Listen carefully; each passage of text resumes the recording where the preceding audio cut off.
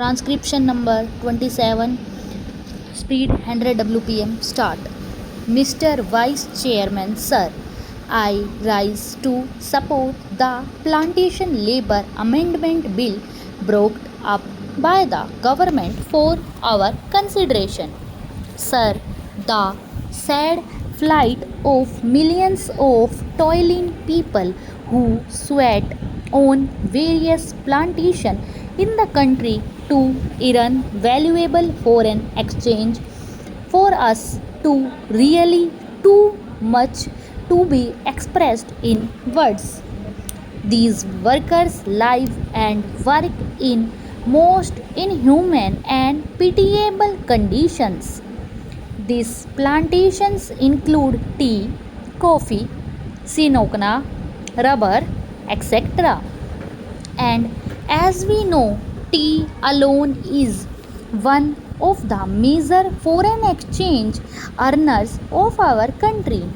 But, sir, it is indeed most regrettable that not with understanding a lapse of 34 years since our independence, these workers who earn crores and crores of rupees way of foreign exchange have to live in most miserable conditions. They live in houses that and most insecure and collapse frequently. And when these workers die as a result of these collapse, their guardians of their dependents do not get even due compensation for the loss that they have to bear. Unhygienic living in distant and fair-lungs areas, compounded with lack of medical and educational facilities, make their life utterly miserable.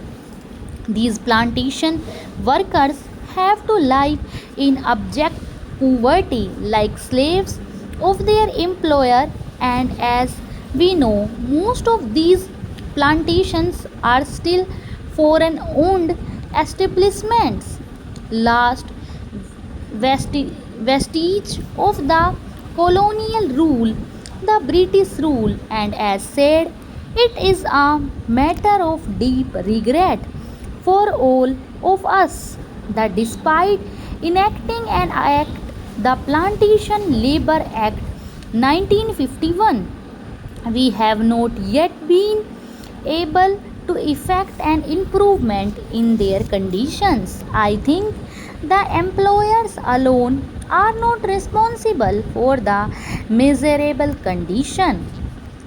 We are also as much responsible as they are, because although we could enforce the enactment and we could improve their conditions much earlier, we have failed in doing so.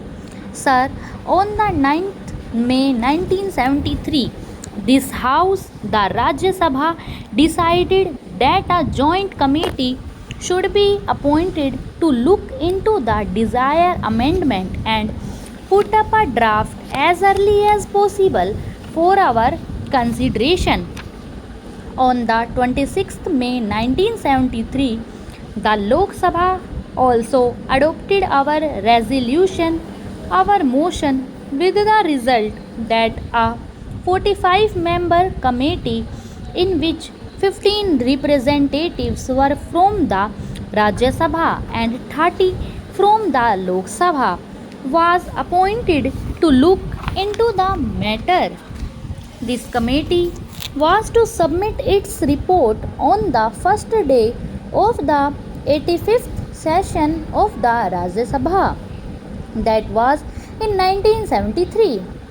But this committee had to be granted 3 extension, and the report was ultimately available on the 3rd March 1975. At that time, as we all know, the so-called JP's movement of total revolution was at its peak. Within 2 or 3 months, the national emergency had to be declared, and during the emergency, priorities had changed, and we could not just effect this desired improvement at that time, and we could not bring about this legislation.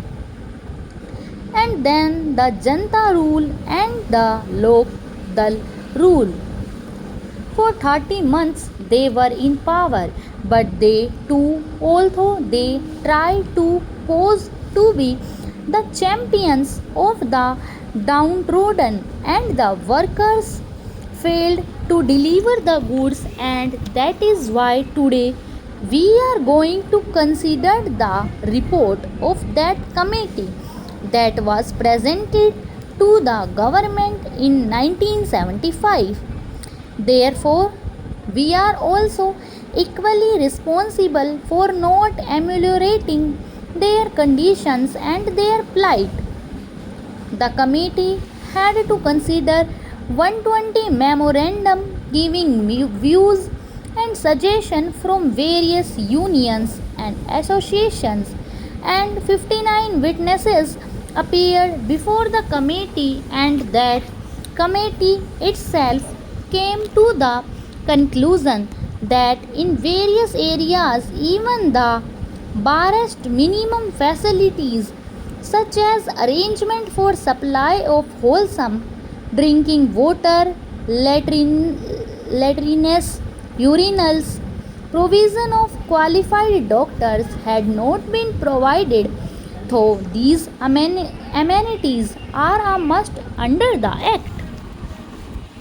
The Act has been there, but we could not enforce it.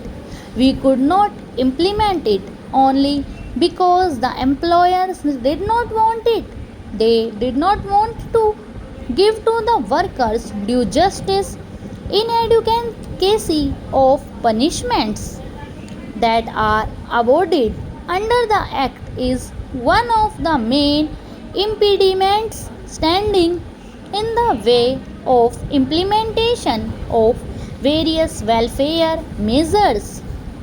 Courts generally take a lenient view of the offences under the Act, and they let off the employers who are offenders with lighter punishments, which generally amount to a fine of rupees 100. So, the committee suggested amendment to section 36 of the Act.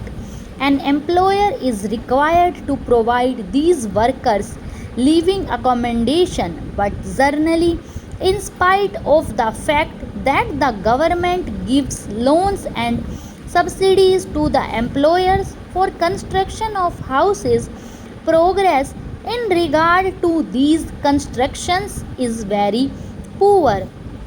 As I said earlier, very unhygienic and insecure houses are there where these peoples have to live. Even compensation to the workers in the event of house collapse is not given. Thank you.